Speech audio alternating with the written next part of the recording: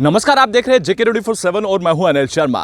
Parliament के अंदर केंद्रीय गृह राज्य मंत्री नित्यानंद राय का अगर जिक्र करें तो वो एक बयान देते हैं और वो कहते हैं कि धारा 370 हटने के बाद जम्मू कश्मीर के अंदर 30,000 नौकरियां भर्तियां जिसे भर्तियां हम कहते हैं वो की गई हैं।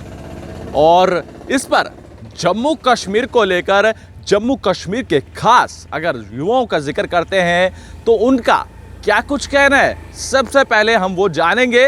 वो किस तरह से देखते हैं कि जो कल का संसद भवन के अंदर बयान दिया गया है वो कितना महत्वपूर्ण है, क्या धरातल पर उसको जारी किया जाता है या फिर कागजों में रखा जाता है। चलिए देखिए ग्राउंड रिपोर्ट। कश्मीर में 30,000 नौकरियां अगर जिक्र करें तो धारा 370 हटने के बाद जम्मू कश्मीर में दी गई हैं।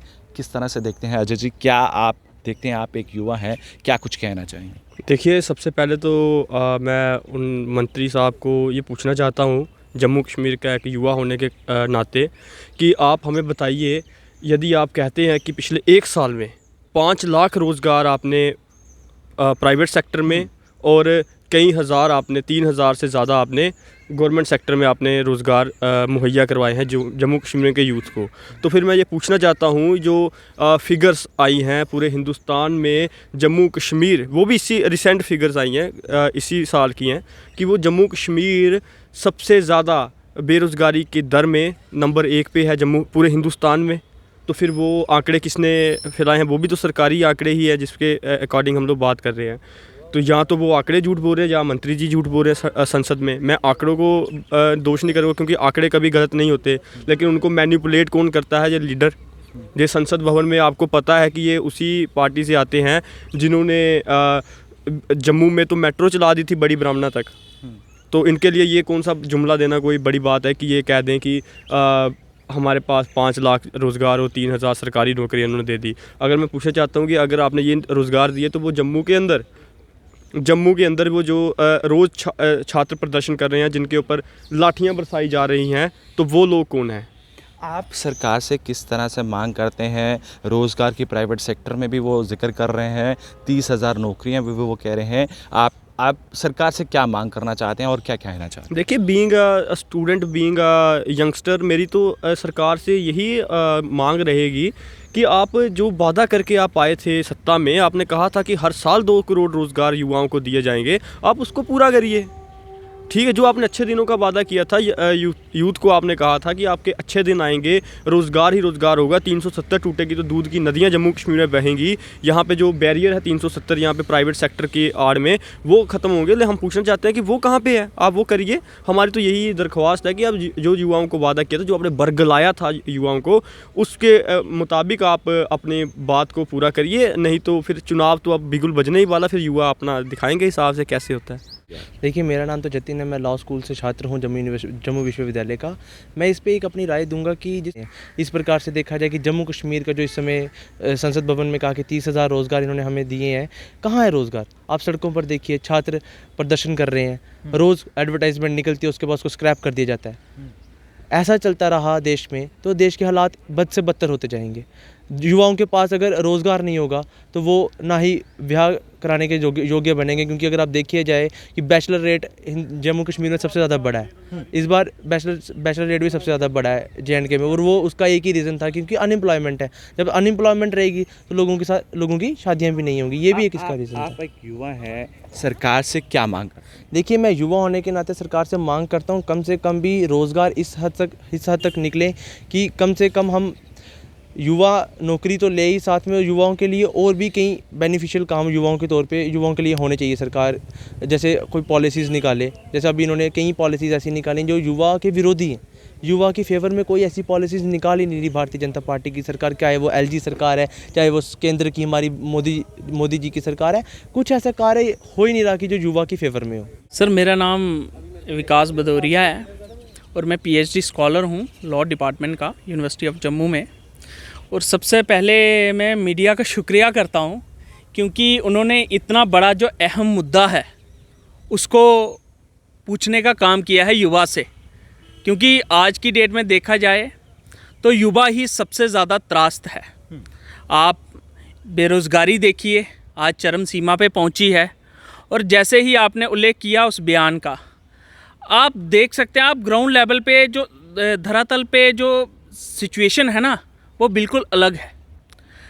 आप खुद देखिए, JKPSI में स्कैम होता है, FA का स्कैम है, उसके बाद रहवरे खेल हो गए, उसके बाद फायर इमरजेंसी सर्विस हो गई।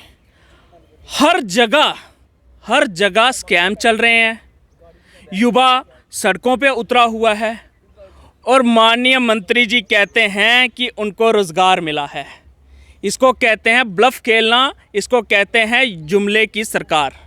क्योंकि ये सरकार शुरू से अंत तक 2014 में आई थी लुबाब ने वादे लेकर, उसके बाद 370 का जो इन्होंने लॉलीपॉप दिया था सबको कि भाई साहब इतना रोज़गार होगा, प्राइवेट सेक्टर आएगा। अब देखिए कहाँ है प्राइवेट सेक्टर, हम तो कहीं नहीं देख रहे। ये कह रहे थे कि टूरिज़्म इंडस्ट्री को बढ़ाएंगे, वो सर्किट बनाएंगे, ऐसा करेंगे, वैसा करेंगे। उल्टा इन्होंने क्या किया, हेट की राजनीति की और कहीं ना कहीं जम्मू और कश्मीर को अलग कर दिया, आपस में फूट डाल दी है। इन्होंने तो मैं कह सकता हूँ ये अंग्रेज़ों की एक नई पीढ़ी आई है जो फूट डालो और राज करो का शासन चला रही है। आप किस तरह से देखते हैं, आप एक युवा हैं, सरकार से क्या मांग करते हैं और क्या आप रखना चाहते हैं अपनी बात को? सर, युवा हूँ इसलिए कहता हूँ मैं कि मुझे रोज़गार चाहिए, राजनीति नहीं चाहिए। जब तक हर एक प्रत्येक जो स्टूडेंट है, हर एक युवा है, उसके पेट में खाना नहीं जाएगा तो कैसे देश निर्माण में अपना हाथ बढ़ा सकता है। और आप इस टाइम देखें, इतना युवा त्रास्त हो चुका है और जब वो त्रास्त होता है, फ्रस्ट्रेट होता है, किस तरफ जाता है? नशे की तरफ जाएगा, वो सुसाइड की तरफ जाएगा। आप देखिए कितना ज़्यादा ये चीज़ें बढ़ती जा रही हैं, मगर सरकार इसका संज्ञान नहीं ले रही। और ये कहीं ना कहीं वो दिन ज़रूर आएगा कि मोदी जी को पछताना पड़ेगा, क्योंकि युवा अब रुकने वाला नहीं है। जिस तरह से वो सड़कों पे उतरा है, वो उग्र प्रदर्शन कर रहा है, ये सरकार को भुगतना पड़ेगा, बहुत ज़्यादा भुगतना पड़ेगा। क्योंकि इस टाइम सबसे ज़्यादा जो फ्रस्ट्रेट तबका चल रहा है वो युवा है। और इतनी ज़्यादा महंगाई बढ़ रही है, पढ़ाई आज करना इतना मुश्किल हो गया। आप कोई भी एग्ज़ाम ले लो, उसकी कोचिंग लेनी हो या खुद से भी पढ़ना हो, एक किताब का इतना मूल्य है, वो कहाँ से बढ़ेगा? आपने स्कॉलरशिप बंद कर दी है, ना ही कोई स्कॉलरशिप चलती है। SC ST OBC का जो तबका है, वहाँ के स्टूडेंट्स हैं, उनकी स्कॉलरशिप तक नहीं आती, उनकी स्कॉलरशिप तक, फेलोशिप तक बंद कर दी है। स्कॉलर्स को, PhD स्कॉलर्स को फेलोशिप तक नहीं मिल रही और उधर से नौकरियाँ भी नहीं मिल रही। तो युवा जाए तो जाए कहाँ, रहे तो रहे कहाँ? एक सच्चाई है ना ये। और इस सच्चाई को अगर कोई नहीं मान रहा तो वो ये बेईमानी है और वो देश के युवा के साथ विश्वासघात भी है और देश के साथ विश्वासघात है और जिसको भुगतना पड़ेगा। तो क्या आपने देखा कि जम्मू कश्मीर पे युवाओं की क्या कुछ नजर है और धरातल पर क्या इसे लागू किया गया है या नहीं किया गया है? आज हमने जम्मू कश्मीर के युवाओं से बातचीत की और उस पर उनकी क्या कुछ प्रतिक्रियाएं थी वो भी आपने जानी। और जिस तरह से कागजों में कहा जाता है, लिखित दिया जाता है, ये कहा जाता है कि जम्मू कश्मीर के अंदर प्राइवेट सेक्टर हो या फिर सरकारी भर्तियां हो, जम्मू कश्मीर में विकास की ओर बढ़ रहा है। वहीं पर धरातल पर देखा जाए तो युवा किस तरह से देखते हैं और युवा कहते हैं कि सरकार तो दावे करती है, उसे धरातल पर नहीं उतारा जाता। और धरातल पर उतारने के लिए सरकार को सोच विचार करना होगा, क्योंकि आने वाले समय में जम्मू कश्मीर के अंदर हो सकता है कि जिस तरह से अंदेशा लगाए जा रहे हैं कि चुनावों का बिगुल बज सकता है, तो आने वाले समय के लिए जम्मू कश्मीर में भारतीय जनता पार्टी के लिए क्या ये युवा उनकी आस बन पाएंगे, कमर बन पाएंगे या नहीं बन पाएंगे, ये तो समय ही बताएगा। आप किस तरह देखते हैं इस रिपोर्ट को? तब तक के लिए आप बने रहें JK24/7 के लिए। कैमरा पर्सन दीपक कुमार के साथ अनिल शर्मा की रिपोर्ट। धन्यवाद।